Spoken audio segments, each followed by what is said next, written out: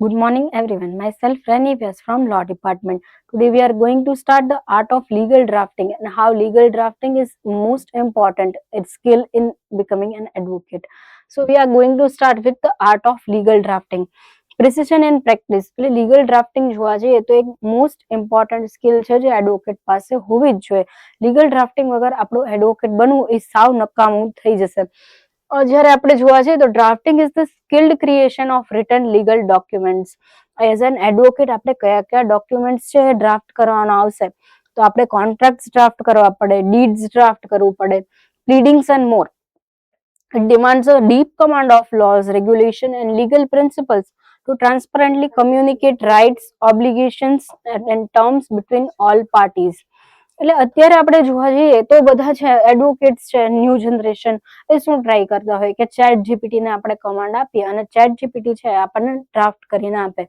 પણ એ chat GPT થી જ તો આ બધું એઆઈ જ કરી દેતું હોય તો પછી એડવોકેટની જરૂર જ શું રહે? આપણને કોઈ સ્કિલના પૈસા આપતું હોય તો ત્યારે સ્કિલ સામે છે એ ડિમાન્ડ કરતું હોય, બરોબર? કેમ કે જે ચેટ જીપીટી કે કોઈ પણ એઆઈ ટૂલ્સ છે એ એઆઈ ટૂલ્સ તો બધા પર્સનને જે એડવોકેટ નથી એને તે આવડે જ છે તો આપણી કોઈ વેલ્યુ રહે નહીં. ઇફ આપણે ચેટ જીપીટી યુઝ કરીને જ આપણે લીગલ ડ્રાફ્ટિંગ કરતા હોઈએ તો લીગલ ડ્રાફ્ટિંગ કરવું એ યુઝિંગ એઆઈ ટૂલ્સ છે એ okay, AI tools a bit can help you a lot, but એની સાથે છે એ આપણે આપણું જે માઇન્ડની સ્કિલ છે એ કોઈ એઆઈ ટૂલ્સ છે એ કમ્પેર કરી શકે નહીં. જે આપણે ફોર્મ્સ કોન્ટ્રાક્ટ ડ્રાફ્ટ કરવાનો હોય, ડીડ્સ બનાવવાનું હોય, પ્લીડિંગ્સ બનાવવાનું હોય તો case to case, party to party એ ડિફર કરતું હોય. અને જેટલું આપણું હ્યુમન બ્રેન છે ફાસ્ટ ફંક્શન કરે તો આઈ હોપ કે એઆઈ એ છે હ્યુમન જ બનાવેલું છે તો એઆઈ જે એ હ્યુમન બ્રેન થી જો એટલું સારું ફંક્શન કરતું હોય તો જે હ્યુમન બ્રેન છે એ ઓબ્વિયસલી એઆઈ કરતા કંઈક સારું જ વધારે ડ્રાફ્ટ કરી શકતું હોય. હવે જે કી પ્રિન્સિપલ્સ ઓફ ડ્રાફ્ટિંગ છે આપણે જોવા જઈએ તો precision, exact unambiguous language that leaves no room for misinterpretation. આપણે કેવું ઇન્ટરપ્રિટેશન મતલબ શું કે અર્થઘટન કોઈ વસ્તુનું કરવાનું છે, બરોબર? આપણે જે કંઈ પણ આપણું ડ્રાફ્ટ કરશું એ આપણે પુટઅપ કરશું કોર્ટની સામે અને કોર્ટ છે એનું ઇન્ટરપ્રિટેશન કરશે. ઇન્ટરપ્રિટેશન ઇઝ નોટ ઓન અસ. આપણા ડ્રાફ્ટિંગ ઉપર છે એ આપણું ઇન્ટરપ્રિટેશન કોર્ટ રૂમમાં થશે. તો જ્યારે આપણે એક્ઝેક્ટ લેંગ્વેજ લખશું, અનએમ્બિગ્યુઅસ લેંગ્વેજ એટલે કેવી લેંગ્વેજ કે જેનો મિનિંગ છે એ ડિફર ન કરતો હોય કે અનએમ્બિગ્યુઅસ લેંગ્વેજ એટલે કેવી લેંગ્વેજ થઈ શકે કે એનો મિનિંગ કાં તો આઈ હોઈ શકે અથવા આઈ હોઈ શકે. ઇફ એન્ડ નન વાળી પોઝિશન છે એ ડ્રાફ્ટિંગમાં ચાલે નહીં. ડ્રાફ્ટિંગ છે એ ટોટલી એક્યુરેટ હોવું જોઈએ તો જ તેનું મિસઇન્ટરપ્રિટેશન ન થાય. અધરવાઇઝ તો છે એને જો ચાન્સીસ રહેશે મિસઇન્ટરપ્રિટેશનના તો સામે જે પાર્ટી આવશે એ પોતાના એડવોકેટ હાયર કરશે અને એડવોકેટ છે એ સૌથી પહેલા આપણી પ્લેન્ટમાં કઈ કઈ ભૂલ છે એ ગોતવાનું કામ કરશે અને એ પોઈન્ટ છે એ સામે એની આર્ગ્યુમેન્ટ્સમાં પુટઅપ કરશે કે આ પ્લેન્ટમાં છે એ આ ક્લેમ કરેલું જ નથી, આ વસ્તુ છે જ નહીં અને એની રીતે આપણો કેસ છે એ વીક થઈ જશે જો આપણું ડ્રાફ્ટિંગ છે એ પ્રિસાઇઝ નહીં હોય તો. પછી આવે છે clarity, straightforward expression that all parties can readily understand. આપણે એટલું એવું જરૂરી નથી કે આપણે એવું ડ્રાફ્ટિંગ કરીએ કે જે બહુ જ એવું કોમ્પ્લેક્સ લેંગ્વેજમાં લખેલું હોય. તમે એઝ સિમ્પલ લેંગ્વેજમાં પણ જઈ શકો છો. If you are practising in district courts તો ગુજરાતીમાં ડ્રાફ્ટિંગ કરવું એ ઓકે, અહીંયા ગુજરાતીમાં જ કોર્ટ ચાલે છે તો ગુજરાતીમાં જ ડ્રાફ્ટ કરવાનું હોય છે. તેવી બહુ હાયર લેંગ્વેજ ને ગુજરાતી નો જ લખો પણ સિમ્પલ અને એઝ અન્ડરસ્ટેન્ડેબલ બાય ઓલ એવી લેંગ્વેજ જો તમે યુઝ કરશો તો એ ક્લેરિટી આપશે કોર્ટને તો એકદમ તમારું પરફેક્ટ ડ્રાફ્ટિંગ જ ગણાશે, બરોબર? જ્યારે આપણે હાઈકોર્ટ્સમાં જતા હોય તો ત્યાં ઇંગ્લિશમાં કોર્ટ્સ ચાલતી હોય છે તો ત્યાં ઇંગ્લિશ બી એટલું લિટરેચર લેંગ્વેજ યુઝ કરવી એ આપણે કામ નથી પણ એઝ સિમ્પલ લેંગ્વેજમાં જો આપણે ડ્રાફ્ટિંગ કરશું તો એ બધાને સમજાઈ જશે. તો એક ક્લેરિટી છે એ મેન્ટેન કરવી બહુ જરૂરી છે કે આપણે એક્ઝેક્ટ કેવા શું માંગીએ છીએ અને એની માટે ઇંગ્લિશ ગ્રામર છે એ ઇમ્પોર્ટન્ટ રહેશે, બરોબર? આપણે કોઈ વસ્તુ છે એવી રીતે ડ્રાફ્ટ કરી નાખીએ કે જેનાથી કોઈ ક્લેરિટી જ ન આવે તો એ આપણો કેસ છે એ અલ્ટિમેટલી એ આપણો કેસ જ વીકન કરી દેશે. પછી આવે છે accuracy, faithfully reflects the true intention of parties and applicable legal standards. એટલે એક્યુરસી આપણે કઈ રીતે મેન્ટેન કરી શકીએ? ઓકે, તો એક્યુરસી મેન્ટેન કરવા માટેનું આપણું મેઇન કન્સેપ્ટ છે કે આપણે લો જ્યારેથી સ્ટાર્ટ કરીએ ત્યારથી જ આપણે વેરિયસ બુક્સ છે એ આપણે અને રિફર કરતા થઈ જઈએ. બરોબર, જ્યારે આપણે ફર્સ્ટ યર LLB જોઈન કરીએ ત્યારથી જ આપણી પાસે ઘણા એવા મટીરિયલ્સ જ્ઞાન મંજરી ઇનોવેટિવ યુનિવર્સિટી પણ પ્રોવાઈડ કરે છે અને એની લાઇબ્રેરીઝમાં પણ છે કે જેમાંથી આપણે અન્ડરસ્ટેન્ડ કરી શકીએ, શીખી શકીએ કે કેવી રીતે છે એ આપણને લીગલ ડ્રાફ્ટિંગ હેલ્પફુલ રહેશે. અને લીગલ ડ્રાફ્ટિંગ માટે આપણે સૌથી પહેલા શું જોઈએ કે એક ગુજરાત લો રિપોર્ટર, ગુજરાત લો હેરલ્ડ, સુપ્રીમ કોર્ટ કેસીસ, એ બધી જે બુક્સ છે એ આપણે અહીંયા લાઇબ્રેરીમાં અવેલેબલ છે. એનાથી આપણને ખબર પડે કે મંથલી ડાયજેસ્ટ આવતી હોય, મંથલી વોલ્યુમ આવતી હોય, તેમાં કયા કયા કેસીસ છે, લેન્ડમાર્ક કેસીસ એ સુપ્રીમ કોર્ટે, હાઈકોર્ટે એના જજમેન્ટમાં આપ્યા છે. એનાથી આપણે શું કરીએ કે એ આપણે આપણા કેસમાં મેન્શન કરીએ તો એનાથી આપણી એક્યુરસી છે એ વધારે ઇફેક્ટિવ બનશે. અને ખાસ તો આપણી જે પાર્ટીઝ છે, આપણા ક્લાયન્ટ્સ છે, એ ક્લાયન્ટ્સને આપણે જે એના ટ્રુ ઇન્ટેન્શન્સ છે એ આપણે પ્લેન્ટમાં રિફ્લેક્ટ કરવા એ બહુ કમ્પલસરી બની જાય છે. બરોબર, આપણે આપણા જો ઇન્ટેન્શન્સ એના શો કરવાની અથવા એના ઉપર હાવી થવાની ટ્રાય કરશું તો એ ક્યારેય આપણી પ્લેન્ટ છે એ એક્ઝેક્ટ પરફેક્ટ બની શકશે નહીં. બટ જ્યારે પાર્ટીઝનું ઇન્ટેન્શન શું છે એ આપણે સમજવું એ બહુ જરૂરી છે. અને જ્યારે પાર્ટીઝનું ઇન્ટેન્શન સમજી જશું તો આપણી પ્લેન્ટ છે ઓટોમેટિકલી એના ઇન્ટેન્શન્સ એમાં રિફ્લેક્ટ કરશે અને એનાથી આપણી એક્યુરસી છે એ વધશે. બરોબર, એના પછી આવે છે transparency. Honest and open communication of all terms, conditions and obligation. કે ટ્રાન્સપરન્સી છે એ કોઈ પણ જગ્યાએ તમે જાઓ, એની સ્ટેજ ઓફ યોર લાઈફ, તો ટ્રાન્સપરન્સી છે એ બહુ જ ઇફેક્ટિવ અને કમ્પલ્શન બની જાય છે. તો કોર્ટરૂમમાં ટ્રાન્સપરન્સી મેન્ટેન કરવી એ બહુ જ જરૂરી છે. કેવી રીતે કે જે આપણું જે કંઈ પણ ટર્મ્સ ને કન્ડિશન્સ આપણે રાખવા માંગીએ છીએ એનું એકદમ ઓનેસ્ટ અને ઓપન કન્ક્લુઝન્સ છે એ આપણે જો કોર્ટરૂમમાં પ્રેઝન્ટ કરશું તો એનાથી મિસઇન્ટરપ્રિટેશનના ચાન્સીસ છે એ બહુ ઓછા રહી જશે અને એનાથી આપણને કોર્ટને છે આપણી ઉપર એક ટ્રસ્ટ બિલ્ડઅપ થશે કે નહીં, આનું જે વર્ક છે, આમનું ડ્રાફ્ટિંગ છે, આમનું પ્લીડિંગ છે એકદમ પરફેક્ટ છે અને એમાં કોઈ મિસઇન્ટરપ્રિટેશનને સ્થાન નથી. તો એનાથી છે એ આપણી ઇમ્પ્રેશન જે આપણે કહીએ એ સારી પડશે અને એનાથી ટ્રાન્સપરન્સી છે એ ખાસ મેન્ટેન થશે. ડ્રાફ્ટિંગ કરવા માટે પ્રિસિઝન, ક્લેરિટી, એક્યુરસી અને ટ્રાન્સપરન્સી હોવું એ ખૂબ જ જરૂરી છે. એના પછી આવે છે ડ્રાફ્ટિંગ ઇન એક્શન, પ્લીડિંગ્સ એન્ડ કન્વેયન્સિંગ. હવે પ્લીડિંગ છે એ કોને કહેવાય? તો પ્લીડિંગ છે formal return statement ફાઇલ્ડ before a court including પ્લેન્ટ, return statement and reply that define the legal dispute and frame the issues for adjudication. હવે જ્યારે આપણે વાત કરીએ પ્લીડિંગ્સની, તો પ્લીડિંગ્સ છે એ કોઈ પણ રિટર્ન સ્ટેટમેન્ટ તમે કોર્ટરૂમમાં ફાઇલ કરો તો એ પ્લીડિંગ્સમાં જ તે કન્સિડર થશે. સૌથી પહેલા પ્લેન્ટિફ છે, ઓકે, પ્લેન્ટિફ એટલે વાદી તરીકે જેને ઓળખવામાં આવે છે ગુજરાતીમાં, જે પોતાનો કેસ છે એ કોર્ટ સમક્ષ લઈ જાય છે અને એમાંથી કંઈક પ્રેયર ક્લેમ કરે છે. આપણે બધાએ જોયું જ હશે કે ક્યાંક ને ક્યાંક તમે સાંભળ્યું હશે કે તમે કોર્ટ પાસેથી ક્લેમ શું કરો છો, તમારી પ્રેયર શું છે, એટલે તમે કોર્ટ પાસેથી આશા શું રાખો છો આ પ્લેન્ટ ફાઇલ કરીને, કે તમે શું માંગો છો કોર્ટ પાસેથી, કે તમને શું હેલ્પ જોવે કોર્ટની. તો એ પ્લેન્ટમાં છે એ બધું લખેલું હોય કે આ રીતના હું આ કામ કરું છું અને મને આમાં આ ડિસ્પ્યુટ આવ્યો છે અને હવે હું છે એ કોર્ટ પાસેથી આ ક્લેમ માંગવા માટે હું કોર્ટમાં આવ્યો છું. બરોબર, એની પછી જયારે કોર્ટમાં પ્લેન્ટ ફાઇલ થઈ જાય તો જે સામેવાળી પાર્ટી છે એને એ સમન પહોંચશે અને એના પછી એ પોતાના એડવોકેટ હાયર કરશે અને એ એડવોકેટ છે એ પ્લેન્ટનો રિટર્ન સ્ટેટમેન્ટ એટલે એ સામે જવાબ આપશે કે આ પ્લેન્ટ છે એ શું છે. એના એ લોકો શું લેતા હોય કે જે આપણે પ્લેન્ટ ફાઇલ કરેલી હોય એના સામે એ લોકો એક્સક્યુઝીસ લેતા હોય કે નહીં આવું નથી, આવું બનેલું છે, તો એનો સામે જવાબ આપ્યો કહેવાય. તો એ જવાબ આપ્યો કહેવાય એને આપણે શું કહે છે ઇંગ્લિશમાં રિટર્ન સ્ટેટમેન્ટ તરીકે ઓળખવામાં આવે છે, રિપ્લાય. બરોબર, આ જે ડિફાઇન ધ લીગલ ડિસ્પ્યુટ, આ જે લીગલ ડિસ્પ્યુટ જે હતો એ બંને શેનાથી ડિફાઇન થાય? પ્લેન્ટ અને રિટર્ન સ્ટેટમેન્ટથી છે એ આખું લીગલ ડિસ્પ્યુટ છે એ કોર્ટરૂમની સામે પ્રેઝન્ટ થઈ જશે. પ્લેન્ટિફ પોતાની આ વાત કહે છે, ડિફેન્ડન્ટ પોતાની આ વાત કહે છે અને એના ઉપર કોર્ટ છે એ પોતાનો ઇશ્યુઝ ફ્રેમ કરવાના સ્ટેજ ઉપર આવશે. કોર્ટને ત્યાંથી જ ખબર પડશે આપણી પ્લેન્ટ અને ડિફેન્ડન્ટના રિટર્ન સ્ટેટમેન્ટ પરથી. અધરવાઇઝ કોર્ટ છે એ અનઅવેર છે કે તમારી સાથે શું બની ચૂક્યું છે.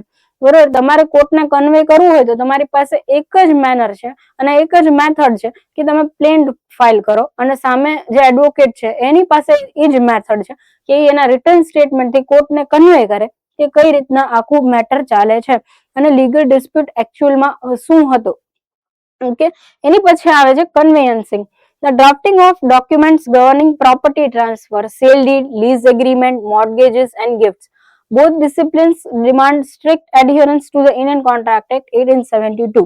આપણે ઇન્ડિયન કોન્ટ્રાક્ટ એક્ટ 1872 નો બેઝિક આઈડિયા છે એ આપણે લીધો છે. ઇન્ડિયન કોન્ટ્રાક્ટ એક્ટ 1872 પરથી આ બધા જ જે ડોક્યુમેન્ટ્સ છે, સેલ ડીડ છે, લીઝ એગ્રીમેન્ટ છે, મોર્ટગેજ છે, ગિફ્ટ છે, એ બધા કેવા કે કન્વેયન્સ ડીડ, આપણે કે એ બધા કન્વેયન્સ ડીડ ની અંદર છે એ આ બધા ફોલ થાય છે. આપણે આ બધાને જો આપણે આનું ડ્રાફ્ટિંગ પ્રોપર કર્યું હશે તો જ આપણને જો કોઈ ડિસ્પ્યુટ અરાઇઝ થાય તો આપણે આની ઉપરથી છે એ આપણે ક્લેમ કરી શકશું કે અમારું સેલ ડીડ છે, એ આપણું સેલ ડીડ બનેલું હોય તો એ આપણું એક છે એ એવિડન્સ થઈ જાય કે જ્યારે કોઈ ડિસ્પ્યુટ અરાઇઝ થાય એ પ્રોપર્ટીને લઈને તો આપણે આપણો સેલ ડીડ છે એ શો કરી શકીએ એઝ એન એવિડન્સ. અને ઇફ સેલ ડીડમાં જો કઈ ભૂલ રહી ગઈ હશે તો સેલ ડીડ છે એ એઝ એન એવિડન્સ શો કરવા માટે આપણી પાસે કઈ રહેશે નહીં. અને લીઝ એગ્રીમેન્ટ્સ, મોર્ગેજીસ, ગિફ્ટ એ બધા જ તે કન્વેયન્સિંગ એવા છે કે જે ટાઈમે એને ડ્રાફ્ટ કરવામાં આવ્યા હોય એ ટાઈમે એકદમ એક્યુરેટ અને ટ્રાન્સપરન્સીથી ડ્રાફ્ટ થયા હોય પરફેક્ટલી.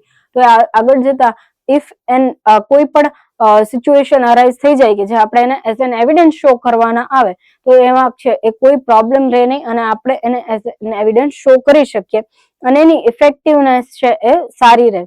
એની પછી આવે છે કે Indian contract act 1872 in drafting. જો આપણે એક એક્ઝામ્પલ લઈએ ઇન્ડિયન કોન્ટ્રાક્ટ એક્ટ 1872 નું ડ્રાફ્ટિંગ ની અંદર તો કેવું થશે કે કોન્ટ્રાક્ચ્યુઅલ ઓબ્લિગેશન્સ છે એ ફાઉન્ડેશન ફોર એવરી ડ્રાફ્ટેડ ડોક્યુમેન્ટ. કોઈ ડોક્યુમેન્ટ ડ્રાફ્ટ કરવું હોય તો એની માટે જે કોન્ટ્રાક્ચ્યુઅલ ઓબ્લિગેશન ગણો તમે એ મેઇન છે, એ તમારે એમાં શો કરવા જ પડે કે તમે શું ક્લેમ કરવા માંગો છો, સામેવાળી પાર્ટીના રાઇટ શું છે, તમારા રાઇટ શું છે, એનું ઓબ્લિગેશન શું છે. તો રાઇટ અને ઓબ્લિગેશન મેન્શન કરવા ડોક્યુમેન્ટમાં એ કમ્પલસરી છે.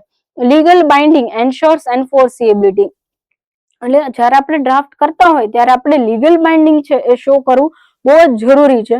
શું કામ? કેમ કે જયારે એનાથી એન્ફોર્સિબિલિટી એટલે શો થશે કે અમે જયારે સેલ ડીડ બનાવીએ છીએ, લીઝ ડીડ બનાવીએ છીએ તો એનાથી શો શું થાય છે કે આ એક વેલિડ ડોક્યુમેન્ટ છે અને આ પ્રોપર્ટી ટ્રાન્સફરેબલ હતી અને એટલે જ તે એને સેલ કરી છે, બરોબર, એટલે જ આખું ડીડ બન્યું છે. એનાથી છે એ એવિડન્સ તરીકે એને આપણે શો કરી શકીએ, ટ્રાન્સપરન્સી વધે અને જે કોર્ટનો છે આપણા ઉપર ટ્રસ્ટ બિલ્ડઅપ થાય એ એવિડન્સ બતાવીને, બરોબર. તો લીગલ બાઇન્ડિંગ લખવું બહુ જરૂરી છે કે આ કાયદા દ્વારા એને માન્યતા મળેલી છે, આ ઇલીગલ નથી, આ લીગલ છે, બરોબર. એની પછી વેલિડ અગ્રીમેન્ટ્સ, એટલે જે કાંઈ પણ અગ્રીમેન્ટ્સ આપણા વચ્ચે થયા છે એ કેવા છે, વેલિડ છે, કાયદા દ્વારા એને માન્યતા પ્રાપ્ત કરેલી છે. એટલે આ 3 સ્ટેજમાં છે એ ડ્રાફ્ટિંગ કરવું એ બહુ એસેન્શિયલ થઈ જાય છે. આ ત્રણેય મેટર્સ છે એને આપણે ધ્યાનમાં રાખવી જ પડે, બરોબર. આ બેડરોક ફોર ઓલ કોન્ટ્રાક્ટ, એટલે આ જે વાત છે અહીંયા કોન્ટ્રાક્ટ ને આ 3 મેઝરમેન્ટ જે આપણે લીધા છે, ડિટર્મિનન્ટ જે આપણે લીધા છે એ ત્રણેય છે એ ઇફેક્ટિવ હોવા જોઈએ અને એ ત્રણેયને કન્સિડર કર્યા પછી જ એક ડ્રાફ્ટ છે એ આપણે બનાવવું જોઈએ. The Act serves as the bedrock for all valid agreements, ensuring every drafted document rests on a sound legal foundation. Indian Contract Act 1872 એક એવો એક્ટ છે કે જે શું કરે છે કે જે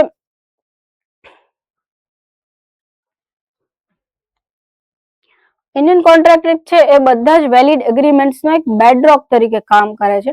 કે કોઈ પણ અગ્રીમેન્ટ બનાવવો હોય તો તમારે પહેલા જ ઇન્ડિયન કોન્ટ્રાક્ટ એક્ટને રિફર કરવો પડે કે એની કન્ડિશન, ટર્મ્સ એન્ડ કન્ડિશન્સ તમને ક્યાંથી સ્પેસિફાઈ થશે, તો ઇન્ડિયન કોન્ટ્રાક્ટ એક્ટમાંથી જ તે થશે. એટલે એને તમારે રિફર કરવો એ બહુ કમ્પલસરી બની જાય છે. હવે આપણને શીખવાડે છે શું Indian contract act એસ્ટાબ્લિશિસ vote constitutes અ લીગલી બાઇન્ડિંગ કોન્ટ્રાક્ટ. એટલે એ શીખવાડે છે કે લીગલી બાઇન્ડિંગ કોન્ટ્રાક્ટ કોને કહેવાશે. Determines enforceability of obligation between parties. Okay, drafting છે એનાથી શું કન્વે થશે કે બંને પાર્ટીનું રાઇટ ને ઓબ્લિગેશન શું છે. ઇન્ડિસ્પેન્સિબલ રેફરન્સ ફોર એની ડોક્યુમેન્ટ ક્રિએટિંગ કોન્ટ્રાક્ચ્યુઅલ રાઇટ્સ ઓર ડ્યુટીઝ. એટલે ઇન્ડિસ્પેન્સિબલ રેફરન્સ એટલે જયારે આગળ જતા કોઈ પણ બ્રીચ ઓફ કોન્ટ્રાક્ટ થાય કે કોઈ પણ એવી સિચ્યુએશન અરાઇઝ થાય, નેગેટિવ સિચ્યુએશન અરાઇઝ થાય તો ત્યારે છે એ એક રેફરન્સ તરીકે બહુ જ તે કમ્પલસરી બની જાય છે આપણું ડ્રાફ્ટ કરેલું હોય એ. Okay, why drafting matters, preventing litigation. Okay, prevents disputes. Drafting છે એ શું કામ આપણે એટલું ઇમ્પોર્ટન્ટ થઈ જાય છે કે ડિસ્પ્યુટ છે એ પ્રિવેન્ટ કરે છે. Clearly worded documents eliminate ambiguity, reducing the likelihood of misunderstanding escalating into costly litigation. જ્યારે આપણે ડ્રાફ્ટિંગ છે આપણા કન્વેયન્સનું, સેલ ડીડનું, ગિફ્ટ્સનું, મોર્ગેજીસનું ડ્રાફ્ટિંગ જો આપણે પરફેક્ટલી કર્યું હોય તો જે કોસ્ટલી લિટિગેશન સિસ્ટમમાંથી જે પાર્ટીઝને પસાર થવું પડતું હોય એ ક્યાંક ને ક્યાંક બહુ ઓછું થઈ જતું હોય.